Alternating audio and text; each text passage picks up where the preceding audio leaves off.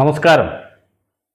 പാപം ചെയ്യുവാൻ നമുക്കാർക്കും യാതൊരു ആഗ്രഹവുമില്ല. എന്നാൽ അറിഞ്ഞുകൊണ്ടോ അറിയാതെയോ നാം പാപം ചെയ്യുന്നു. ആരാണ് നമ്മളെക്കൊണ്ട് ഈ പാപം ചെയ്യിക്കുന്നത്? സംശയം എൻ്റെയല്ല. അർജുനൻ ശ്രീകൃഷ്ണനോട് ചോദിച്ച ചോദ്യമാണിത്. ഹായ് ഹലോ, ഞാൻ Abhilash. Welcome to true focus with Abi.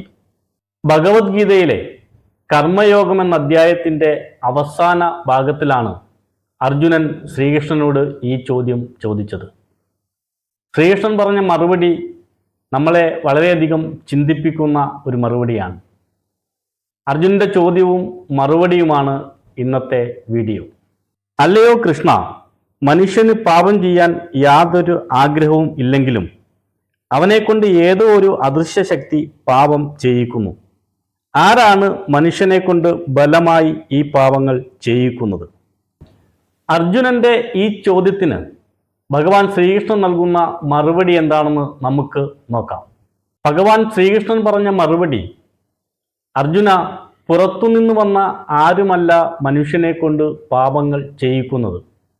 അവൻ്റെ ഉള്ളിലെ കാമവും ക്രോധവുമാണ് അവനെക്കൊണ്ട് പാപങ്ങൾ ചെയ്യിക്കുന്നത്. രജ്ജുഗുണത്തിൽ നിന്നാണ് ഇവ ജനിക്കുന്നത്. കാമമെന്നാൽ ആഗ്രഹം, ക്രോധമെന്നാൽ കോപം. കാമത്തിനൊരിക്കലും തൃപ്തി വരാത്ത ഒരു മഹാഭോജനാണ്. അതുപോലെ തന്നെ കാമം മഹാപാപിയുമാണ്. ഈ കാമത്തെ ലോകത്തെ ഏറ്റവും വലിയ ശത്രുവായി നീ തിരിച്ചറിയുക. ഒരു ആഗ്രഹം പൂർത്തിയായാൽ അത് മറ്റൊരു വലിയ ആഗ്രഹമായി വഴിമാറുന്നു. ആഗ്രഹിച്ച കാര്യം നടന്നില്ലെങ്കിൽ അത് ക്രോധമായി അഥവാ കോപമായി മാറുന്നു. കാമവും ക്രോധവും ഒരു നാണയത്തിൻ്റെ ഇരുവശങ്ങളാണ്. ഇത് മനുഷ്യനെ എങ്ങനെ നശിപ്പിക്കുന്നുവെന്ന് ഭഗവാൻ 3 ഉദാഹരണങ്ങൾ സഹിതം വിശദമാക്കുന്നു. തീയെ പുക മൂടുന്ന പോലെ, കണ്ണാടിയെ അഴുക്ക് മൂടുന്ന പോലെ, ഗർഭസ്ഥ ശിശുവിനെ ഗർഭപാത്രം മൂടുന്ന പോലെ കാമം മനുഷ്യ ജ്ഞാനത്തെ മൂടുന്നു. ഒരു ജ്ഞാനിയുടെ ഏറ്റവും വലിയ ശത്രുവാണ് കാമം. ഈ കാമം ഒരിക്കലും കെടുത്താൻ കഴിയാത്ത അഗ്നിയാണെന്ന് മനസ്സിലാക്കുക. അർജുന, മനുഷ്യന്റെ ഇന്ദ്രിയങ്ങളും മനസ്സും ബുദ്ധിയുമാണ് കാമത്തിന്റെ അല്ലെങ്കിൽ ആഗ്രഹത്തിന്റെ ഇരിപ്പിടങ്ങൾ.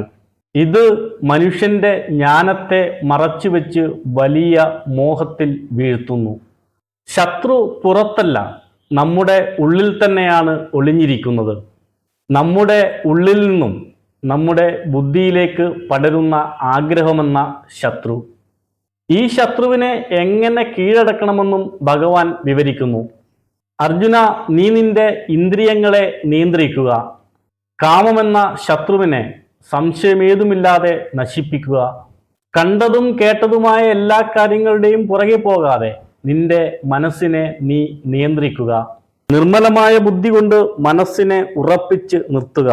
അങ്ങനെ കീഴടക്കുവാൻ കഴിയാത്ത കാമമെന്ന ശത്രുവിനെ നശിപ്പിക്കുവാൻ കഴിയും. നമ്മുടെ തെറ്റുകൾക്കും കുറവുകൾക്കും നാം മറ്റുള്ളവരെ കുറ്റം പറയാറുണ്ട്. എന്നാൽ നമ്മുടെ പാപങ്ങൾക്കും പരാജയങ്ങൾക്കും പുറത്തു നിന്നുള്ളവരല്ല കുറ്റക്കാർ. നമ്മുടെ ഉള്ളിൽ തന്നെയുള്ള ആഗ്രഹങ്ങളും കോപങ്ങളുമാണ് കുറ്റക്കാരെന്ന് തിരിച്ചറിയുക.